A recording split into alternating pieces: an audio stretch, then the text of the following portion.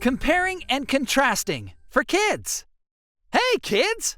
This video is different from some of the other Clarendon Learning videos you may have watched, but it's also the same. Wait, what? How can two things be both different and the same?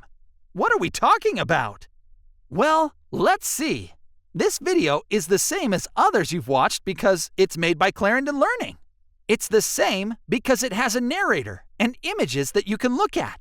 It's the same because you can turn the volume up and down on your computer or tablet or whatever device you're watching this on.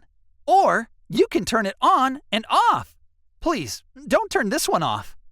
But it's also different from other videos because it's not about history or science or how to do math.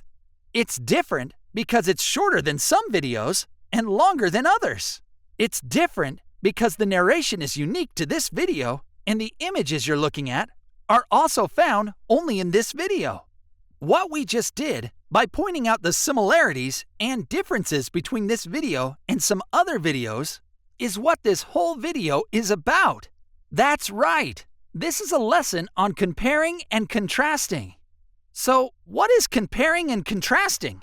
Well, almost anything can be compared and contrasted to almost anything else. For example, let's say you see a building in the city where you live. You could easily compare it and contrast it to your house. What is it about that building that's the same as your house? Is it made of brick like your house?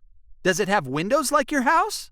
Is it built on a street just like your house? Now, what are some of the things that are different about the building from your house? Is it taller than your house? Is the building brown while your house is white? Do people go to work there rather than live there? By answering all those questions, you've just compared and contrasted that building to your house. When you found things that were the same between the two, you were comparing. When you found things that were different, you were contrasting. Let's think of a more common example.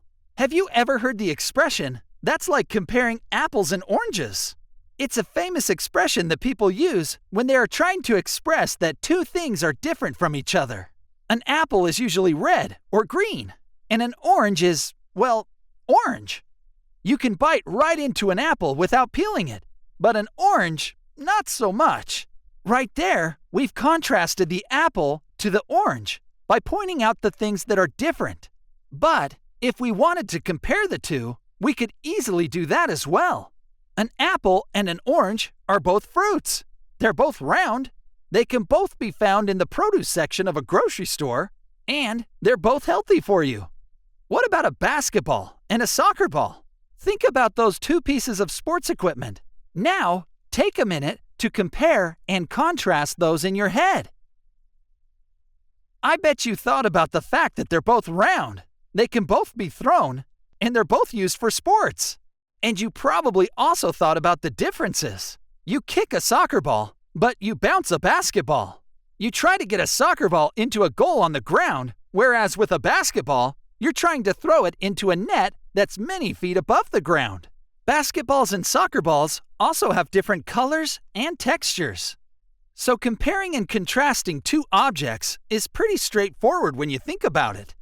But comparing and contrasting can also be used in other situations too, like when you're reading stories, or watching shows on TV, or even two movies. You can take a situation in one story and compare and contrast it to a situation in another story. There are some things that are the same between people in stories, and some things that are different. As an example, here's a quick story. Noah and Ava were twins. They had red hair just like their mom, but their eyes were blue like their dad's. One day, a neighbor asked Noah to help trim a tree. He was taller than Ava. Ava wished she was taller.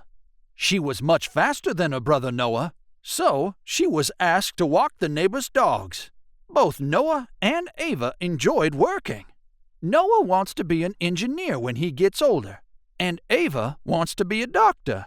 The neighbors paid Noah and Ava for their hard work. So in that story, we're talking about Noah and Ava, brother and sister. If you were paying attention to the story, you could pretty quickly pick out the things between the two that are the same and the things that are different. If you got distracted during the story because your dog jumped up on your lap and licked your face, feel free to go back and listen to the story again. We'll wait. Okay, now that you've heard the story again, let's compare and contrast. Let's start by comparing. What things did Noah and Ava have in common? They both have the same parents, they're both twins, they both have red hair and blue eyes, and they both enjoyed working. Now, let's contrast. Noah is taller than Ava, but Ava is faster. Noah trimmed a tree while Ava walked the dogs. Noah wants to be an engineer when he grows up, and Ava wants to be a doctor.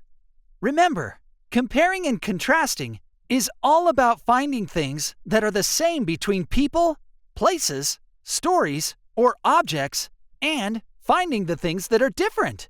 Can you compare and contrast yourself to your brother or sister or your best friend? How about comparing and contrasting your parents to each other? Or the street that you live on compared and contrasted to the street around the corner? Think about some things that they all have in common and some of the things they don't. Okay, now that you get the concept of comparing and contrasting, here's a fun exercise. Can you think of two things that can't be compared and contrasted at all? It's pretty hard to do. What about a cupcake and a shoe? Go! While you think about that, I'm going to listen to my narration from this video and compare and contrast it to my previous narrations. Hope it's as good. Thanks for following Clarendon Learning. Be sure to subscribe. For more free resources, check us out at clarendonlearning.org.